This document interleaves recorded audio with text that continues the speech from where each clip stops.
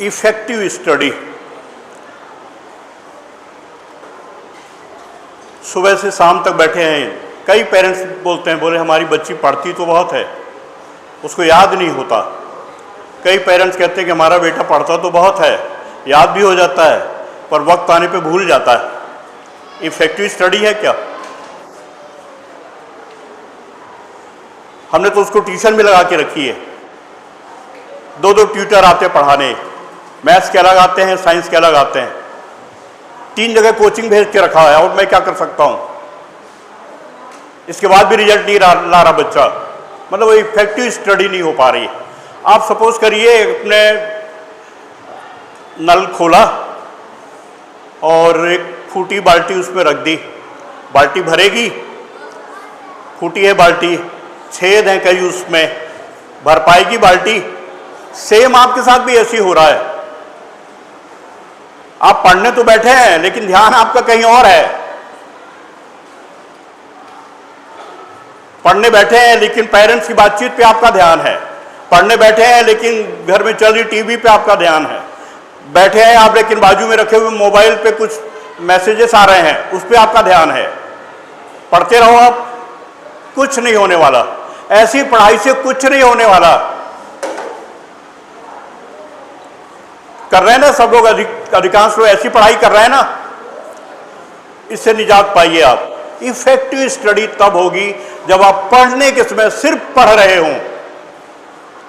हमने आपसे कहा है खेलने के समय सिर्फ खेलिए, खेल में डूब जाइए, फिर जब आप खेल के बाहर निकलेंगे तब आप पाएंगे अपने आप को एकदम तरोताजा। भोजन करिए तो उसमें बिल्कुल लिप्त हो जाइए, भोजन में ही। अच्छा, लपेट न लेना भोजन कि सर आपने कहा था तो मैं तो लपेट लिया हूं, लिप्त हो गया हूं, मतलब भोजन ही करें, फिर कहीं और ध्यान ना रहे, तब उसका टेस्ट का आनंद भी आपको मिलेगा और सही ढंग से पच भी पाएगा, सही ढंग से आपके शरीर में उसका इफेक्ट होगा। तैरने जाए तो कह तैरने में सर डूब जाए, तैरने में तो फिर तैरते ही रहें, तैरते ही रहें, फिर डूबे नहीं, क्यों तैरने गए हैं ना, तो डूबना नहीं। जहां जिस समय आपको होना चाहिए वहीं रहें। तो जब आप पढ़ने बैठे तो सिर्फ पढ़ने, एकांत जगह में, जहां लोगों का आवागमन कम हो, जहां लोग बातचीत कम कर रहे हों, उनकी बातचीत आप तक ना आ पा रही हो, कुछ और आपको दिखाई ना दे रहा हो, सिर्फ हमारी बुक ही हमको दिखाई दे रहा हो, पूरा ध्यान कंसंट्रेशन आपका बुक के ऊपर हो, तब फिर वो सार्थक पढ़ाई आप कर पाएंगे। क्योंकि देखिए मन तो है ना ये हमारा, ये हमेशा निगेटिविटी की तरफ, आप निगेटिव सोच क्यों रखते हैं? मन के कारण। आप निगेटिव कार्य क्यों करते हैं? मन के कारण। आप यहां हैं लेकिन आपका ध्यान बाहर क्यों है? मन के कारण। ये मन का सारा खेल है, मन को नियंत्रित करना है। मन आपको भगवान ने बहुत अच्छी चीज दी है, आपको गिफ्ट में दी है, गिफ्ट में। यहां रहते हो आप मुंबई चले जाएं, यहां रहते हुए आप मामा जी के यहां चले जाएं, रीवा में रहते हुए आप अमेरिका चले जाएं, मन से तीव्र गति किसी की नहीं है ना। ऐसी गिफ्ट ईश्वर ने आपको दी है। गिफ्ट तो आंखों की भी दी है कि आप अच्छे तरह से उसको देखकर पढ़ सकें। दिमाग दिया है, दिमाग को विवेक दे दिया, विवेक का आवरण लगा दो, विवेक रूपी छन्ना लगा दो कि दोस्तों के साथ मटरगश्ती हमें करने में ज़्यादा हमारा कैरियर बनेगा कि दोस्तों के साथ बैठ के कोई स्टडी की बातें करने में हमारा कैरियर बनेगा। चॉइस आपकी है। मन तो कहता है मटरगश्ती करो जी, मस्ती करो, अभी नहीं करेंगे तो कब करेंगे? मन यही कहता है ना सबका। लेकिन इसमें विवेक का छन्ना लगा दो कि ये जो हमारा समय है, इतना ऊर्जावान हूं मैं, ये ऊर्जा ईश्वर ने हमको दे के रखी है मटरगश्ती करने के लिए। क्या मस्ती करो, मौज मस्ती से। हम नहीं कहते कि मौज मस्ती मत करो, आपके उम्र है करो, लेकिन सुबह से शाम तक, सुबह उठने से लेकर सोने तक मौज मस्ती में समय चला गया। आज की मौज मस्ती कल आपको बहुत भयानक दृश्य दिखाने वाली है, आपका बहुत भयानक परिदृश्य आपके सामने आने वाला है आज की मौज मस्ती। तो मौज मस्ती में और पढ़ाई में संतुलन कर लो। मैं तो कह रहा हूं मौज मस्ती करो लेकिन संतुलित। कितनी करना वही क्या है, प्लानिंग कर लो, कितने खेलना है और कितना पढ़ना है, कितने समय घूमना है, कितने समय योगा और मेडिटेशन करना है, लिख लो ना, प्लानिंग कर लो ना, फिर देखो आपका जीवन कैसा व्यवस्थित होके आगे बढ़ेगा। अभी आप अव्यवस्थित हैं, अभी आपको पता ही नहीं कि हमें कब क्या करना है, इसलिए कहा है प्लानिंग कर लो।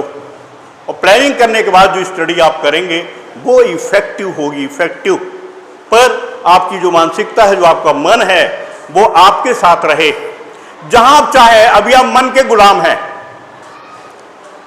अभी आपका मन करता है कि हमारा दोस्त है उसके साथ चले, घूम घाम के आ जाए और दोस्तों से मिलाए, जबकि ये वक्त आपका काहे का था, होमवर्क करने का था।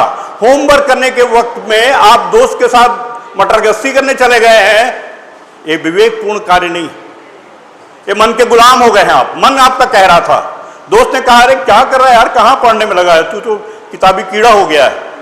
आप भी समझ गए हाँ हाँ मैं किताबी कीड़ा हो गया हूं, क्योंकि दोस्त ने कहा है ना। दोस्त के बाह में गले में हाथ डाले और चल पड़े आप। तो इसका मतलब है कि आप मन के गुलाम हैं, जो आपको मन दिया है उसके गुलाम हो गए हैं आप। करना क्या है, मन आपका गुलाम हो जाए, जहां आप चाहें वहीं मन जाए। आप अभी चाह रहे हैं कि हमें पढ़ाई करना है, तो आपका मन फिर पढ़ाई में आ जाए। ये कैसे होगा, क्या प्रैक्टिस से होगा, एक दिन में नहीं होगा, बार बार। अभी मन की प्रैक्टिस क्या हो गई है, मन अभी स्वच्छंद हो गया है, आपको उसने गुलाम बना लिया है। वो कोई व्यक्ति किसी को गुलाम बना लिया जल्दी छोड़ेगा क्या, नहीं। कैसे छोड़ेगा, क्या बार बार प्रयास, कई बार प्रयास करना पड़ेगा, धीरे धीरे प्रयास करना पड़ेगा, तो एक दिन मन आपके काबू में आ जाएगा। फिर जहां आप चाहेंगे वहीं फिर जाएगा। जो अच्छे पढ़ने वाले बच्चे हैं, जो मेरिटोरियल बच्चे हैं, जो टॉपर बच्चे हैं, उनका मन उनके नियंत्रण में रहता है। वो जब चाहते हैं तब वो खेलने के लिए कहता है, जब चाहते हैं पढ़ने के लिए कहता है, जब चाहते हैं वो घूमने के लिए कहता है। इस तरह का यदि मन आपका हो जाए तो आपकी पढ़ाई फिर कैसी होगी, आप इफेक्टिव होगी। आपका खेलना भी इफेक्टिव होगा, आपका पढ़ना इफेक्टिव होगा और आपका भोजन करना इफेक्टिव होगा।